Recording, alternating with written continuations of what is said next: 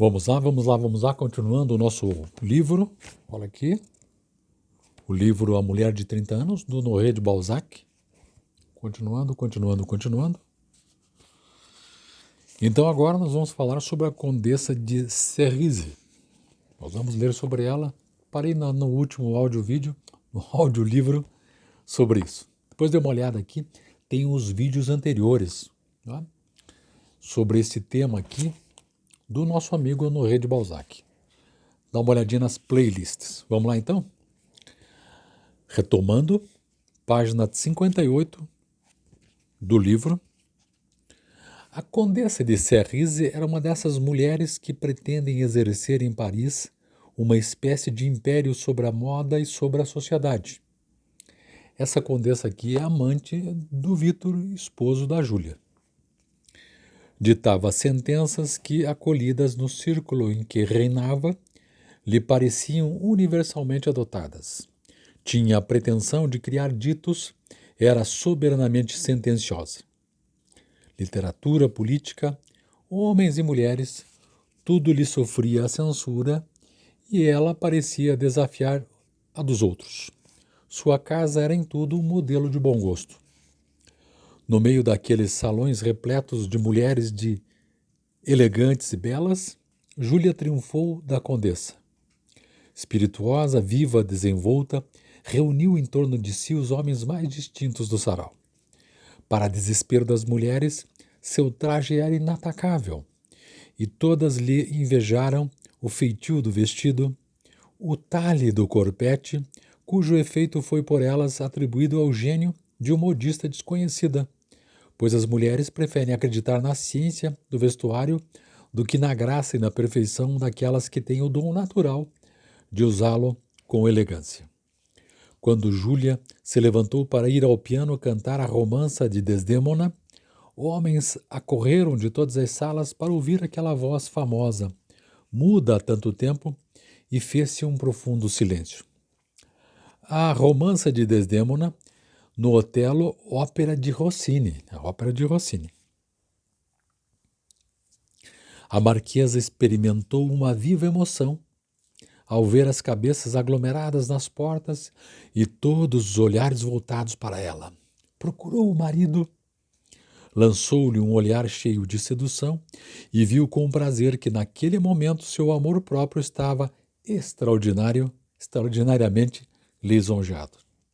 Radiante com esse triunfo, ela encantou o auditório com a primeira parte de Al più salite. São as 3 primeiras palavras da romança do Salgueiro na ópera em apreço, na ópera de Desdemona. Tanto a Malibran como a Pasta jamais tinham feito ouvir canto tão perfeito de sentimento e de entonação. Mas no momento em que repetiu a canção, passando os olhos pelo auditório, ela divisou Arthur, que a fitava com insistência, estremeceu e a voz se lhe alterou. Esse Arthur aqui é aquele inglês que estava de olho na Júlia lá atrás já. A senhora de Cerise correu para a marquesa. Que tem, minha querida? Oh, a pobrezinha está tão fraca. Eu tremia ao vê-la tentar uma coisa acima de suas forças. A romança foi interrompida. Júlia, despeitada, não se sentiu com coragem de prosseguir e sofreu a compaixão pérfida da rival. Todas as mulheres cochicharam, afinal, à força de discutir esse incidente, descobriram a luta iniciada entre a marquesa e a senhora de Cerise, que não pouparam em sua maledicência. Isto é, as outras damas perceberam que havia entre elas um conflito por conta do marido. Os estranhos pressentimentos que tantas vezes tinham perturbado Júlia repentinamente se realizavam. Pensando em Arthur, ela se comprazia em acreditar que um homem, na aparência tão suave, tão delicada, deveria permanecer fiel ao seu primeiro amor.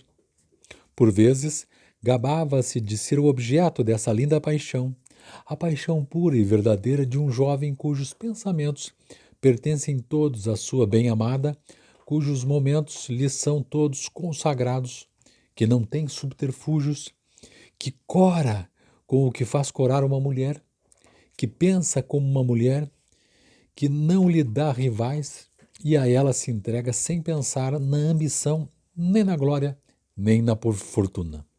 Essa entrega apaixonada. Tudo isso ela sonhara a respeito de Arthur na sua extravagância, por distração, e de repente julgou ver seu sonho realizado. No rosto quase feminino do jovem inglês, leu os pensamentos profundos, as doces melancolias, as resignações dolorosas de que ela também era vítima. Reconheceu-se nele. O infortúnio e a melancolia são os intérpretes mais eloquentes do amor e estabelecem com incrível rapidez comunicação entre dois seres que sofrem. A visão íntima e a elaboração e assimilação das coisas, das ideias, são nele completas e justas. Por isso, a violência do choque recebido pela marquesa revelou-lhe todos os perigos do futuro. Satisfeita por encontrar em seu estado de saúde um pretexto para justificar sua perturbação, deixou-se de boa vontade derrotar pela engenhosa piedade da senhora de Cerise. A interrupção da romança foi um acontecimento que deu que falar, de forma diversa a muitas pessoas. Uns deploravam a sorte de Júlia e lamentavam que uma mulher tão interessante estivesse perdida para a vida social. Outros indagavam da causa de seus sofrimentos e da solidão em que ela vivia. Então, meu caro Ronquerolles, dizia o marquês ao irmão da senhora de Cerise. Esse Ronquerolles é personagem de A Comédia Humana, um dos protagonistas da história dos 13. Então ele disse, então, meu caro Ronquerolles, isso o marquês, marido da Júlia, portanto, o Vitor, dizendo ao irmão da senhora de Cerise, irmão da amante do Vitor. Disse ele, então, meu caro Ronquerolles, invejavas minha felicidade vendo a senhora da Glemon e me censuravas por lhe ser infiel? Pois havias de achar a minha sorte bem pouco desejável se ficasses como eu durante 1 ou 2 anos, junto a uma linda mulher, sem ousar beijar-lhe a mão, com medo de magoá-la. Não te impressiones nunca com essas florezinhas delicadas, boas unicamente para serem postas numa redoma e que, por sua fragilidade, por seu preço, somos obrigados a respeitar. Soltas muito frequentemente teu lindo cavalo, para o qual receias, segundo me disseram, a chuva e a neve? Está aí a minha história. É verdade que tenho certeza da virtude de minha mulher, mas meu casamento é um objeto de luxo. E se me julgas casado, te enganas. Assim, pois, minhas infidelidades são de certa forma legítimas. Gostaria de saber como se portariam no meu lugar os que riem das desgraças alheias. Muitos homens que não teriam tantas atenções como eu tenho com minha mulher, tenho certeza, acrescentou em voz baixa, que a senhora da Glemon não desconfia de nada. Assim, eu procederia muito mal se me queixasse. Sou muito feliz. Só que nada é mais desagradável para um homem sensível do que ver sofrer uma pobre criatura a quem está ligado. Olha o discurso dele. És então muito sensível, retorquiu o senhor de Ronquerolles, pois quase nunca estás em casa. Esse amistoso epigrama fez rir os circunstantes, mas Arthur permaneceu frio e imperturbável como um gentleman, que adotou a gravidade como base de seu caráter. As estranhas palavras daquele marido alimentaram, sem dúvida alguma, esperanças no jovem inglês que aguardou com paciência um momento em que se encontrasse a sós com a senhora, com o senhor d'Aiglemont, o que não tardou muito. Essas palavras foram ditas e aquele inglês escutou. Ele estava ali, no burburinho, escutou. Estava esperando para falar com o marido da Júlia. E ele se encontrou com o marido de Júlia e disse: Senhor, disse-lhe ele, vejo com uma pena infinita o estado em que se acha a senhora marquesa. E se soubesse que por falta de um regime adequado ela deve morrer miseravelmente, creio que não gracejaria acerca de seus sofrimentos. Se assim lhe falo, é porque me sinto, de certo modo, autorizado pela certeza que tenho de salvar a senhora d'Aiglemont e de restituí-la à vida e à felicidade. Olha bem que o inglês, tentando se aproximar de Júlia, ele chega no Vítor. É pouco comum que um homem da minha estirpe seja médico. Todavia, quis o destino que eu estudasse medicina. Ora, eu me aborreço bastante, disse ele, afetando um frio egoísmo que deveria servir a seus desígnios, para que me seja indiferente despender meu tempo e minhas viagens em proveito de uma criatura que sofre, em vez de satisfazer minhas loucas fantasias. As curas dessas espécies de doenças são raras, porque exigem muitos cuidados, tempo e paciência. É preciso, sobretudo, ter fortuna, viajar, seguir escrupulosamente prescrições que variam diariamente e que nada têm de desagradável. Somos ambos cavalheiros, disse, dando a esse termo a acepção da palavra inglesa gentleman. E nos podemos entender. Desde já lhe aviso que, se aceitar a minha proposta, o senhor será em todos os momentos juiz da minha conduta. Nada farei sem o ter por conselheiro, por fiscal, e respondo pelo sucesso se consentir em me obedecer. Sim, se está disposto a deixar de ser por muito tempo marido da senhora d'Aiglemont, segredou-lhe ao ouvido. Ele, o inglês, de uma forma ardil, percebendo que a Júlia vivia momentos difíceis e tinha um burburinho no salão de festa sobre isso, chegou no marido dela e disse mais ou menos assim: olha, eu sou médico, sua esposa precisa de cuidados e eu tenho condições de cuidá-la. Veja bem que interessante.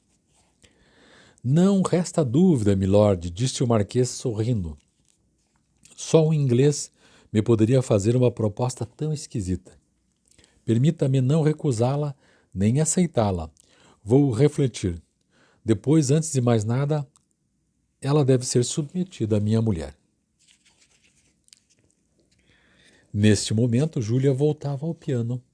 Cantou a área de Semiramis, Son Regina, Son Guerriera. Semiramis é uma tragédia lírica de Rossini e Son Regina, Son Guerreira é Sou rainha, sou guerreira.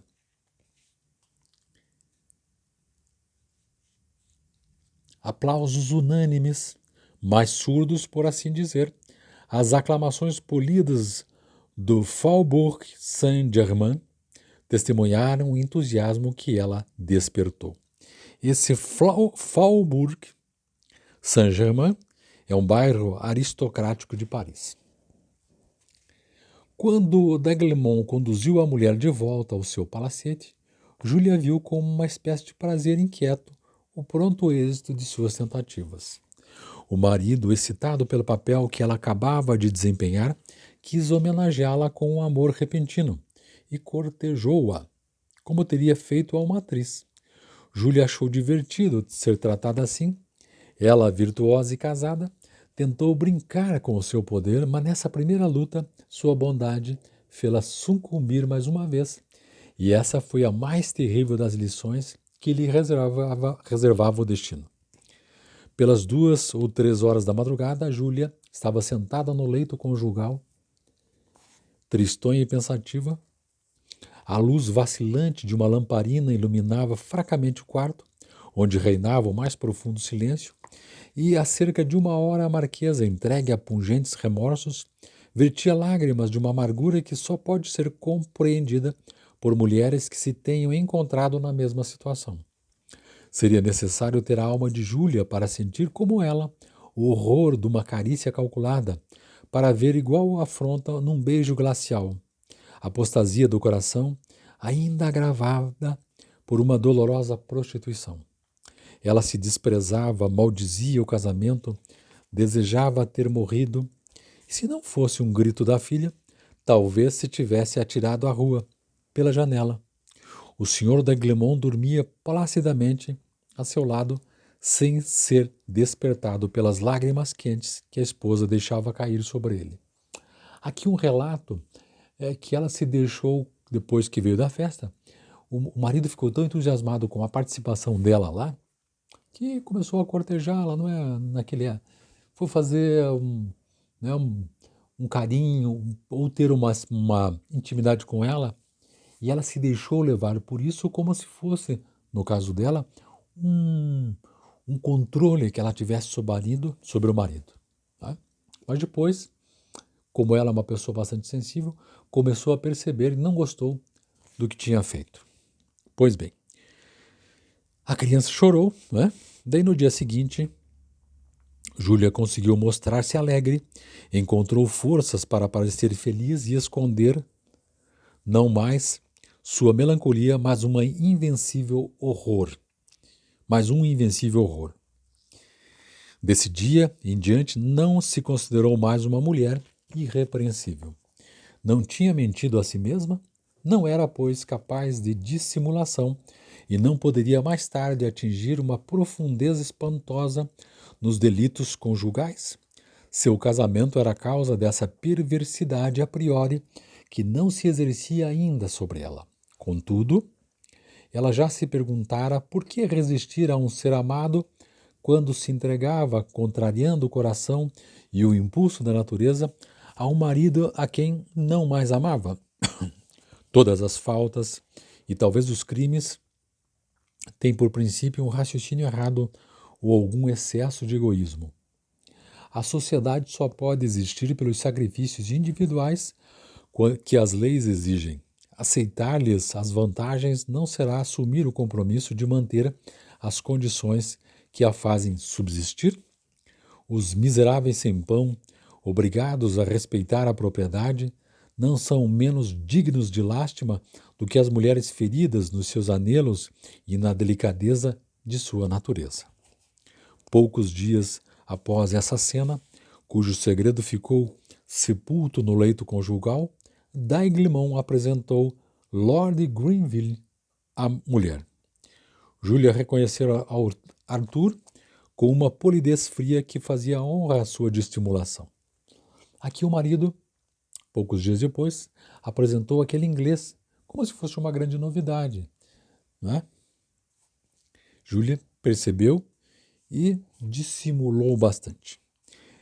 Ela impôs silêncio ao seu coração, velou os olhares, deu firmeza à voz e conseguiu assim ficar senhora do seu futuro. Depois, tendo reconhecido por esses meios que, por assim dizer, são inatos na mulher, toda a extensão do amor que inspirara, a senhora d'Aiglemont sorriu à esperança de um pronto restabelecimento e não opôs mais resistência à vontade do marido, que por força queria que ela aceitasse os cuidados do jovem médico. Contudo, ela não quis fiar-se em Lord Grenville senão depois de ter estudado bem suas palavras e maneiras, para ficar segura de que ele teria a generosidade de sofrer em silêncio. Ela tinha sobre ele o mais absoluto poder, do qual já abusava. Não era mulher? Interessantíssimo aqui, né? Então eu termino aqui, gente, uma espécie de subcapítulo chamado A Mãe, né? Que começou lá dizendo a mãe, que ela havia sido mãe, e papapá, não é? Criança já crescendo e tudo mais. E é isso, voltarei no próximo episódio. Fiquem aí, dê like, comente, e que eu vou gostar bastante, tá bom? Olha aqui o livro. Daqui se originou aquele termo, a mulher balzaquiana. Tá legal? Então é isso. Até a próxima. Até mais. Tchau, tchau.